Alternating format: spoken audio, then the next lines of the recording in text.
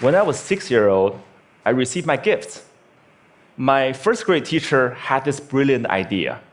She wanted us to experience receiving gifts, but also learning the virtue of complimenting each other. So she had all of us come to the front of the classroom, and she bought all of us gifts and stacked them in the corner. And she said, why don't we just stand here and compliment each other? If you hear your name called, go and pick up your gifts and sit down. What a wonderful idea, right? What could go wrong? Well, there were 40 of us to start with, and every time when I hear someone's name called, I would give out the heartiest cheer. And then there were 20 people left, and 10 people left, and 5 left, and 3 left. I was one of them. And the compliments stopped. Well, at that moment, I was crying, and the teacher was freaking out. And she was like, hey, would anyone say anything nice about these people? No one? Okay, why don't you go get your gift and sit down, so behave next year, someone might say something nice about you. Well, as I'm describing this to you, you probably know I remember this really well. But I don't know who felt worse that day. Was that me or the teacher? She must realize that she turned a team building event into a public roast for 3 6-year-olds. And without the humor, when you see people get roasted on TV, it was funny. There was nothing funny about that day. So that was one version of me, and I would die to avoid being in that situation again, to get rejected in public again. That's one version. Then fast forward 8 years, Bill Gates came to my hometown, Beijing, China, to speak, and I saw his message. I fell in love with that guy. I thought, wow, I know what I want to do now. That night, I wrote a letter to my family telling them by age 25, I will build the biggest company in the world, and that company will buy Microsoft. I totally embraced this idea of conquering the world, domination, right? And I didn't make this up. I did write that letter. And here it is. You don't have to read this through. And this is also bad handwriting, but I did highlight some keywords. You get the idea. So that was another version of me wanting to conquer the world. Well, then 2 years later, I was presented with the opportunity to come to the United States. I jumped on it. And because that was where Bill Gates lived, right? So I thought that was the start of my entrepreneur journey. Then fast forward another 14 years, I was 30. Nope, I didn't build that company. I didn't even start. I was actually a marketing manager for a Fortune 500 company. And I felt I was stuck. I was stagnant. Why is that? Where is that 14-year-old who wrote that letter? It's not because he didn't try. It's because every time I had a new idea, every time I wanted to try something new, even at work, I wanted to make a proposal, I wanted to speak up in front of people in a group, I felt there was this constant battle between the 14-year-old and the 6-year-old. One wanted to conquer the world, make a difference. Another was afraid of rejection. And every time, that 6-year-old won. And this fear even persisted after I started my own company. I mean, I started my own company when I was 30. If you want to be Bill Gates, you got to start sooner or later, right? When I was an entrepreneur, I was presented with an investment opportunity. And then I was turned down. And that rejection hurt me. It hurt me so bad that I wanted to quit right there. But then I thought, hey, would Bill Gates quit after a simple investment rejection? Would any successful entrepreneur quit like that? No way. And this is where it clicked for me. Okay, I can build a better company, I can build a better team or better product, but one thing for sure, I could be a better leader. I could be a better person. I cannot let that 6-year-old keep dictating my life anymore. I have to put him back to his place. So this is where I went online and looked for help. Google was my friend. I searched, how do I overcome the fear of rejection? I came up with a bunch of psychology articles about where the fear and pain are coming from. Then I came up with a bunch of rah-rah inspirational articles about, don't take it personally, just overcome it. Who doesn't know that? But why was I still so scared? Then I found this website by luck. It's called rejectiontherapy.com. Rejection therapy was this game invented by this Canadian entrepreneur. His name is Jason Comley. And it's basically the idea is for 30 days, you go out and look for rejection. And every day get rejected at something, and by the end, you desensitize yourself from the pain. And I love that idea. I said, you know what, I'm gonna do this, and I'll film myself getting rejected 100 days. And I came up with my own rejection ideas, and I'll make a video blog out of it. And so here's what I did. This is what the blog looked like. Day one. Borrow $100 from stranger. So this is where I went to where I was working. I came downstairs and saw this big guy sitting behind the desk. You know, he looked like a security guard. So I just approached him, and I was just walking, and that was the longest walk in my life. I just hair at the back of my neck standing up. I was sweating, and my heart was pounding. And I got there and said, "Hey, sir, can I borrow $100 from you?" And he looked up. He's like, "No." Why? And I said, "No, I'm sorry." Then I turned around and just ran. I felt so embarrassed. But because I filmed myself, so that night I was watching myself getting rejected, I just saw how scared I was. I looked like this kid in Sixth Sense. I saw dead people. But then I saw this guy, he wasn't that menacing. He was a chubby, lovable guy, and he even asked me why. In fact, he invited me to explain myself. I could have said many things. I could have explained, I could have negotiated. I didn't do any of that. All I did was run. I felt, wow, this is like a microcosm of my life. Every time I feel the slightest rejection, I would just run as fast as I could. And you know what? The next day, no matter what happens, I'm not gonna run. I'll stay engaged. Day two, request a burger refill.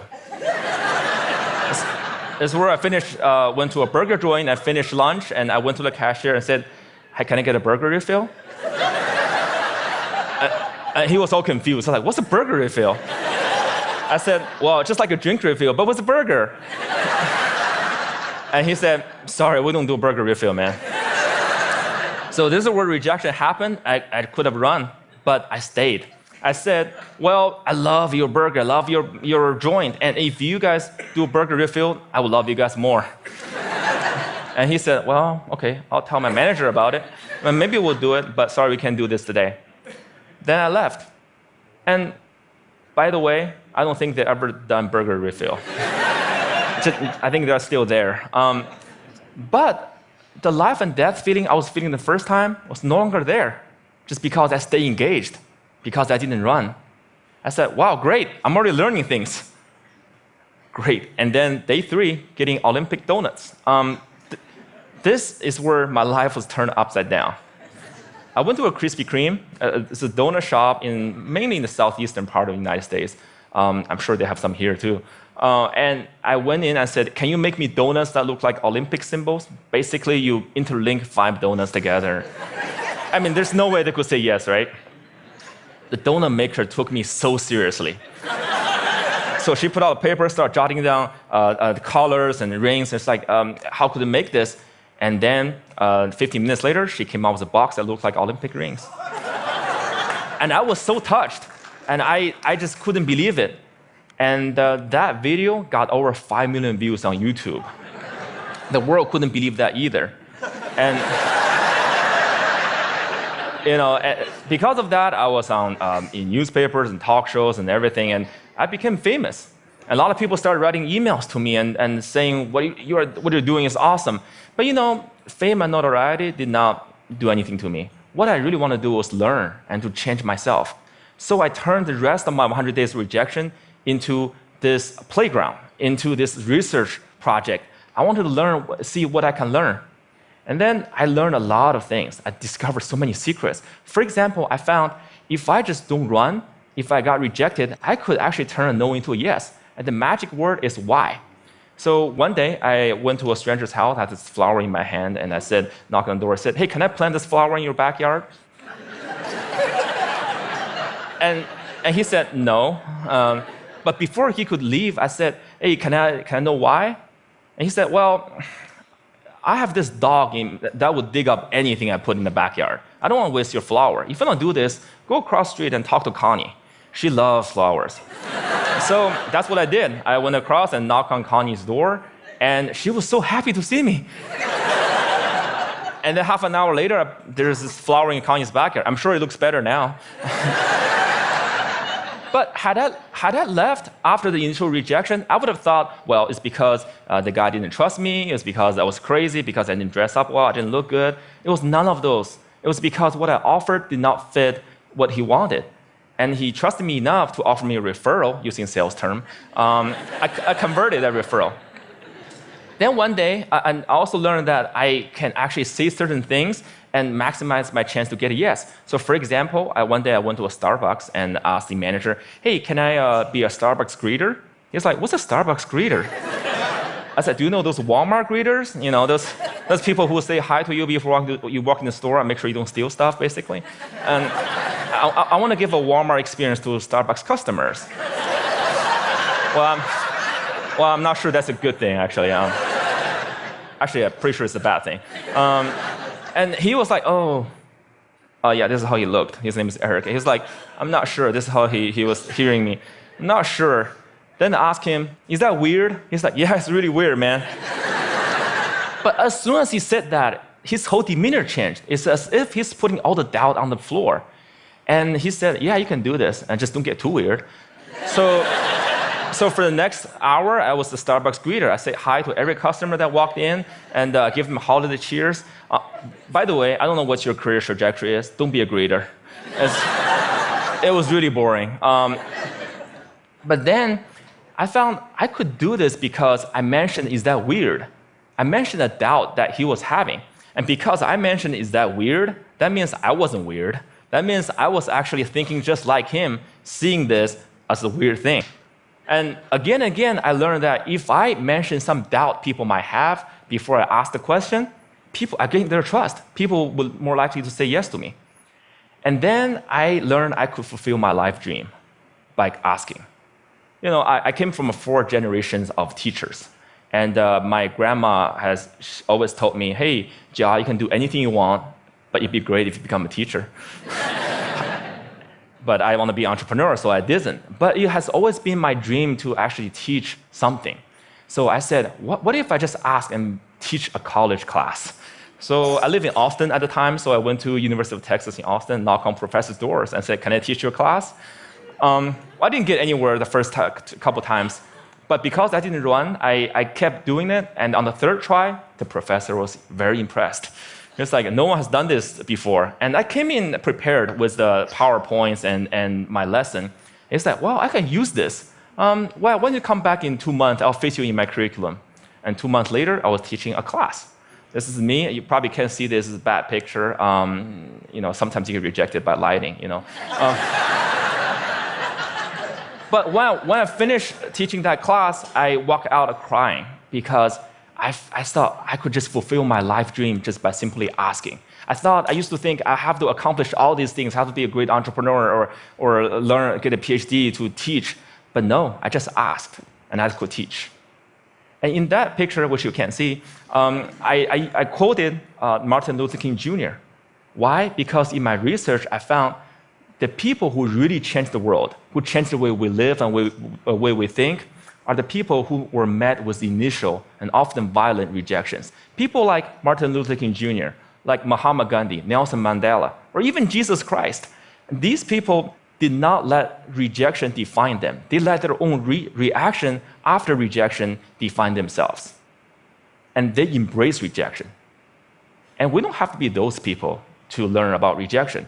And in my case, rejection was my curse, was my boogeyman. It has bothered me my whole life because I was running away from it. Then I started embracing it. I turned that into the biggest gift in my life.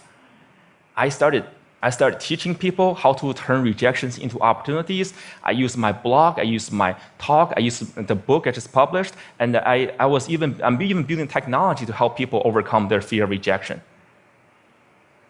when you get rejected in life, when you are facing the next obstacle or next failure, consider the possibilities.